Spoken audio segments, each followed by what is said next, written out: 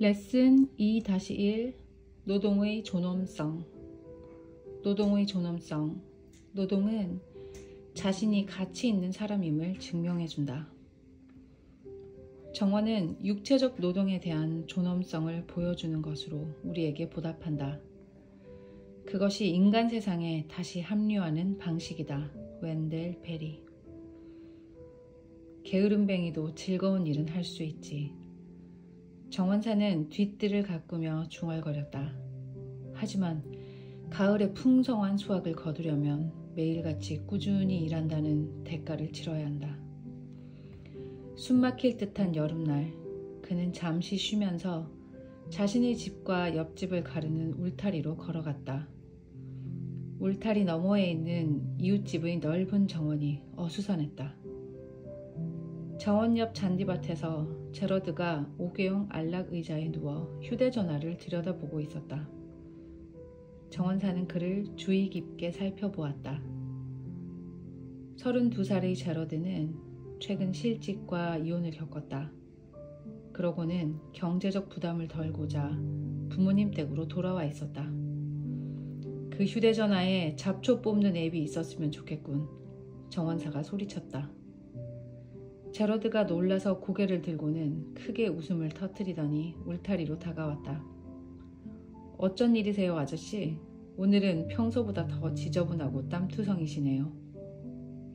제러드가 악수를 하며 농담을 건넸다. 이걸 고된 노동이라고 하는 거지. 정원사가 재치 있게 응수했다. 흑투성이 정원사가 행복한 정원사라네. 그래서 자넨 오늘 오후에 무얼 하나? 새 일자리를 찾고 있어요. 부모님 댁에는 잠깐만 머물 거예요. 자네 소식은 들었네. 다 잘 풀릴 계획이 있다고 믿네. 일은 어떻게 찾으려고? 솔직히 말하자면 예전에 하던 일 말고 다른 걸 하기가 어렵네요. 이력서를 보내고는 있는데 대부분 고용을 안 해요. 몇 년이나 최저임금을 받으면서 고되고 지루한 일을 했는데 다시 밑바닥에서 시작하고 싶지도 않고요. 자네 생각에 고되고 지루한 일이란 뭔가? 제러드가 크게 한숨을 내쉬었다. 기본적으로 관리자들이 하고 싶어 하지 않는 일들이죠. 단조롭고 거친 일이나 아무도 원하지 않는 일들 같은 거지요. 정원사가 미소 지었다. 정원에 씨를 뿌리는 일과 비슷하겠군. 제러드가 고개를 끄덕였고 두 사람 사이에 어색한 침묵이 흘렀다. 정원사가 말했다. 제러드, 내가 참견할 일은 아니지만 자네 어머니는 늘 뒤뜰을 생기 있게 가꾸셨지. 그런데 지금은 뜰이 엉망이군. 어머니는 괜찮으신가? 아니면 건강이 안 좋으신가? 건강은 괜찮으세요. 제러드가 빙긋이 웃었다. 슬픈 사실은 제가 여기 있는 동안 그 정원이 제 몫이 되었다는 거죠. 전 좋은 정원사는 못 되는 것 같은데 보세요. 저렇잖아요. 전 정원을 가꾸는 기쁨을 이해하지 못하겠어요. 정원사가 그의 말을 곰곰이 생각했다. 정원을 가꾸는 즐거움은 노동의 존엄성에서 찾을 수 있지. 어떤 명분이 있다면 우리는 스스로 거기에 시간을 할애하지. 좋아하는 일만큼 좋아하지 않는 일을 하는 거야. 최선을 다해 삶을 살아내기 위해서 말이야.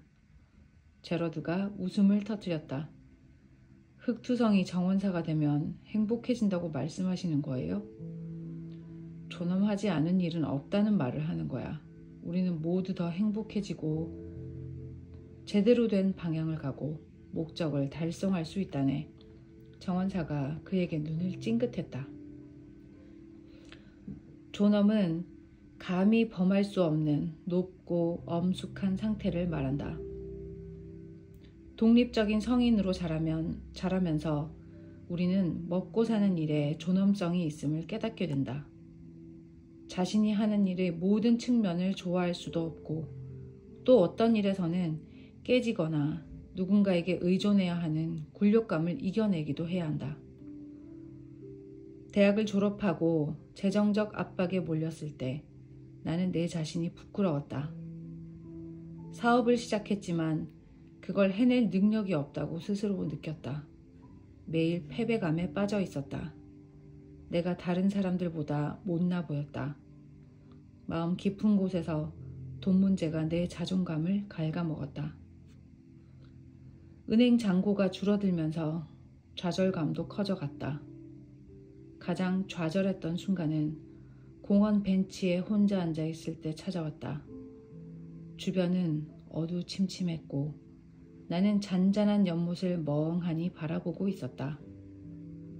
병원을 접을까 고민이 들었다. 하지만 갑자기 내가 이 일에서 실패한다 하더라도 왠지 살아남을 거라는 느낌이 분명히 들었다. 사업 실패와 나 자신의 몸과 마음은 다른 문제였다. 나는 살아남을 것이었고 삶도 계속될 것이었다. 하지만 몇몇 친구들은 이 진실을 깨닫지 못했다.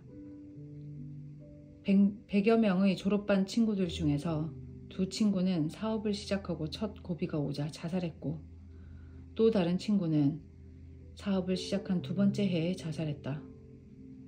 경제적 파탄으로 인한 좌절감과 사업 실패에 따른 무력감으로 고통스러웠을 것이다. 미국 대통령을 지낸 제임스 가필드는 말했다. 가난은 불편한 것이다. 하지만 젊은이에게 일어날 수 있는 가장 멋진 일 중 19은 배 밖으로 던져지는 일이다. 그러면 물속으로 가라앉거나 스스로 헤엄쳐 나오게 될 것이다. 우리 아버지는 16살에 배 밖으로 내던져졌다. 할아버지가 돌아가시면서 할머니와 세 고모들을 부양하게 된 것이다. 장례식이 끝난 후 아버지는 할머니와 주방 식탁에 앉아 청구서들을 늘어놓았다. 몇 분 지나지 않아 2사람은 곤경에 처했음을 깨달았다. 빈곤이라는 곤경 말이다. 아버지는 감정을 주체하지 못하고 울음을 터뜨렸다. 일자리를 찾는 것 말고는 선택의 여지가 없었다. 어떤 일이든 돈 되는 일을 해야 했다. 아버지는 지역 출판사에 취직해 주 3일간 경비로 일하고 주 2일은 활자 조판 기술을 익혔다. 직장에서 돈을 벌면서 동시에 기술도 배운 것이다. 매일의 단조로운 노동을 사랑하려면 말로 다 할 수 없는 괴로움이 따라오기도 한다. 성공은 때로 하고 싶지 않은 일을 하는 것을 근간으로 한다. 일은 친구이지 애인이 아니다. 그것도 수수하고 오래 사귄 친구. 아버지는 하루하루를 일과 친구가 되는 데 사용했다. 결혼을 하고 가정을 꾸렸다. 임금을 더 올려달라고 요청하여 시간당 5센트를 더 받은 이야기를 내게 들려주시곤 했다. 모욕을 참고 아버지는 그 일을 계속하셨다. 마하트마 간디는 말했다. 당신이 하는 일이 무엇이든 그건 중요하지 않다.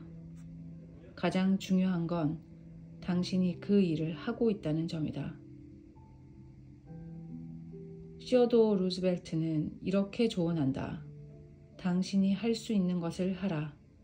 당신이 가지고 있는 것으로 지금 있는 자리에서. 우리의 의무는 우리의 존엄성을 스스로 찾는 것이다. 아버지는 여가 시간에 임대용 아파트 개보수 사업을 시작했다. 아파트 4채는 초과 수입을 안겨주었고 그 수입을 다시 저축하고 투자하셨다.